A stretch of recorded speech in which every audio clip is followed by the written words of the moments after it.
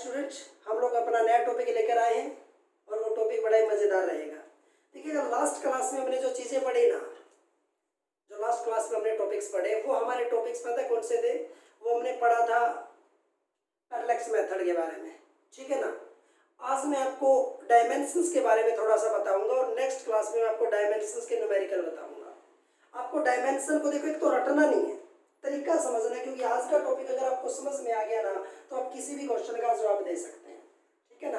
वहाँ कुछ टॉपिक मैंने रखे हुए हैं, वो भी आपको मैं बताऊंगा, जैसे एम्पियर हो गया, कैंडेला वगैरह, वो रखे हुए हैं मैंने, ठीक है ना। हम डिस्कस करेंगे। स्टूडेंट, हमारे पास टॉपिक आता है डायमेंशन। आपको एक चीज़ याद रखनी है, तो मैं फिर से रिपीट कर देता हूँ, आप इनको याद करने के झमेले में मत रहना।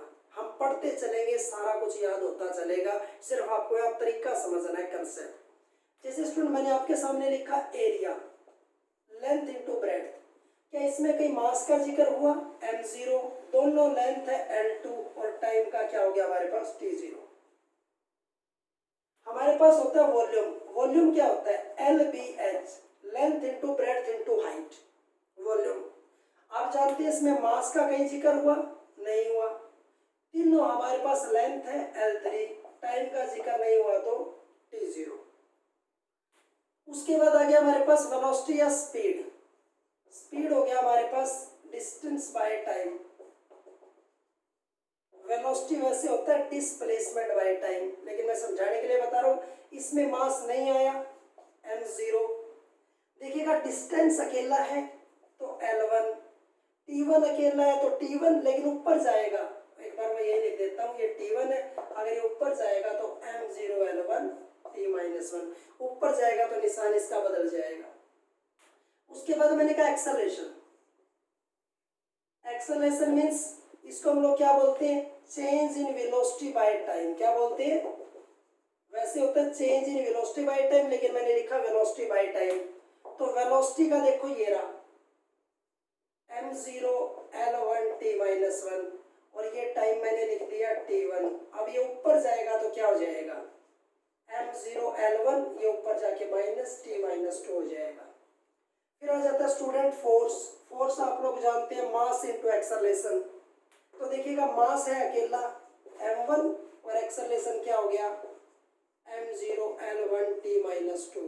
तो टोटल करेंगे, देखिएगा जब बेस सेम हो तो पावर ऐड हो जाती है। If the basis are same then power add up. तो m1 और m0 आप ऐड करेंगे तो m1, फिर ये l1 और ये t-2।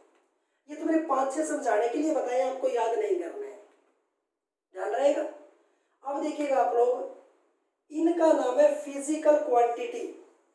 इनको क्या बोलते हैं? इनको फिजिकल क्वांटिटी हम लोग बोलते हैं। क्या नाम होता है इनका? फिजिकल क्वांटिटी हम लोग इनको बोलते हैं।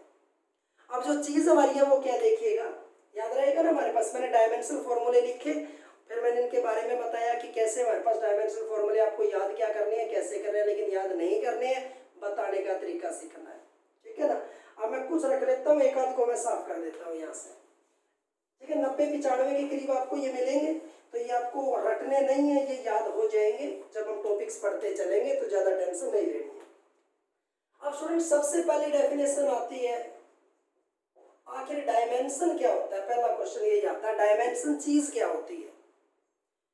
तो स्टूडेंट, अगर मैं आपके सामने लिख देता हूं 0 to 0, ये 0 to 0 लिखते ही आपका ध्यान किस पे गया? एरिया। आपको एक फिजिकल क्वांटिटी याद आई, ठीक है ना। तो सिर्फ मैंने mlt की पावर लिखी और पावर लिखते ही आपका ध्यान किस पे चला गया? एरिया पे चला गया। तो आपको याद आ गया, तो फिजिकल क्वांटिटी एरिया है। मैंने लिखा 030, ये लिखते ही आपको कौन सी क्वांटिटी याद आई? आपको वॉल्यूम याद आ गया। तो सिर्फ मैंने mlt की पावर लिखी और पावर लिखते आपका ध्यान किस पे चला गया? फिजिकल क्वांटिटी पे चला गया। तो आपको डेफिनेशन याद रखनी है कि it is the power of mass, length and time की power. It is the power of mass, length and time which represent, जो किसको रिप्रेजेंट कर रहा है? Which represent a physical quantity, जो एक फिजिकल क्वांटिटी को रिप्रेजेंट कर रहा है। तो इनको हम लोग डायमेंशन बोलते हैं। mlt की ओनली जो पावर होती है उसका नाम होता है हमारे पास डायमेंशन, आपको याद रखना है, याद रहेगा। फिर दो डेफिनेशन और बताऊंगा, डायमेंशनल फॉर्मूला और इक्वेशन क्या होता है। अब स्टूडेंट अगला आता है हमारे पास डायमेंशनल फॉर्मूला। देखिएगा कैसे होता है डायमेंशनल फॉर्मूला। अब आ गया डायमेंशनल फॉर्मूला। देखिएगा स्टूडेंट, अगर मैं आपके सामने लिखता हूं 0 to 0, इसको मैंने क्या नाम दिया था अभी, डायमेंशन। लेकिन अगर मैं इसके साथ MLT लगा दूं और ब्रैकेट में बंद कर दूं तो ये क्या बन जाता है, ये बन जाता है डायमेंशनल फॉर्मूला। तो इस बार पता है मैंने क्या किया, मैंने MLT भी लिखे, साथ में पावर लिखी और उनको एक ब्रैकेट में बंद करके एक सेट बना दिया। और ये सेट देखते आपका ध्यान किस पे जाता है, एरिया पे जाता है। तो ये डायमेंशनल फॉर्मूला है। मैं लिख देता हूं यहाँ 030। अगर मैं सिर्फ इतना लिखता तो इसका नाम होता ओनली डायमेंशन, लेकिन मैंने लिखा इसको ऐसे। अब ये डायमेंशनल फॉर्मूला बन गया क्योंकि मैंने MLT भी लिख दिया साथ में और साथ में पावर भी लिखी और उनका एक सेट बना दिया। और ये पूरा सेट किसके बारे में बता रहा है, एक फिजिकल क्वांटिटी के बारे में बता रहा है। तो आपको याद रखना है, it is the set of, ये सेट है, mass, length and time. That is the set of mass, length and time with their power। साथ में क्या उनकी with their powers which represent a physical quantity, which represent a physical quantity। उसको हम लोग क्या बोलते हैं, उसका नाम हमारे पास रहेगा डायमेंशनल फॉर्मूला। हमने सेट बना दिया मास, लेंथ और टाइम का, विद देयर पावर, साथ में पावर लिखी। और ये किसके बारे में बता रहा है, जिस चीज का फॉर्मूला है उस क्वांटिटी के बारे में बता रहा है, उसको बोलते हैं डायमेंशनल फॉर्मूला। अब स्टूडेंट लास्ट जो टॉपिक हमारे पास डेफिनेशन आ रही है उसका नाम रहेगा डायमेंशनल इक्वेशन। डायमेंशनल इक्वेशन देखिएगा कैसे, डायमेंशनल इक्वेशंस क्या होते हैं। देखिएगा स्टूडेंट, अगर मैं आपके सामने लिखता 0 to 0 तो मैंने कहा ये है डायमेंशन। अब MLT लिख के ब्रैकेट में बंद कर दिया, अब ये बन गया डायमेंशनल फॉर्मूला। और ये जिस चीज का फॉर्मूला है वो बराबर में लिख दो तो पूरा बन गया डायमेंशनल इक्वेशन। जब डायमेंशनल फॉर्मूला को फिजिकल क्वांटिटी के बराबर रखते हैं तो इक्वेशन बनता है।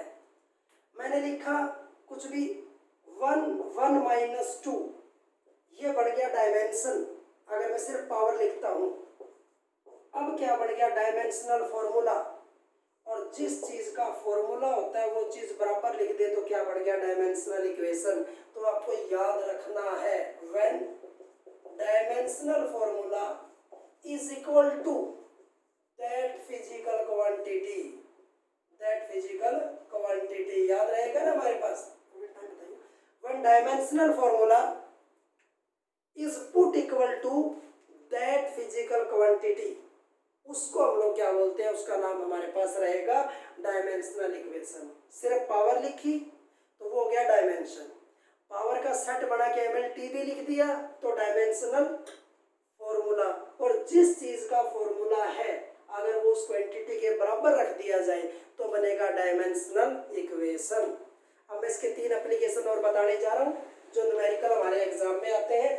तो आपको याद रखना है डायमेंशंस के एप्लीकेशन क्या होते हैं।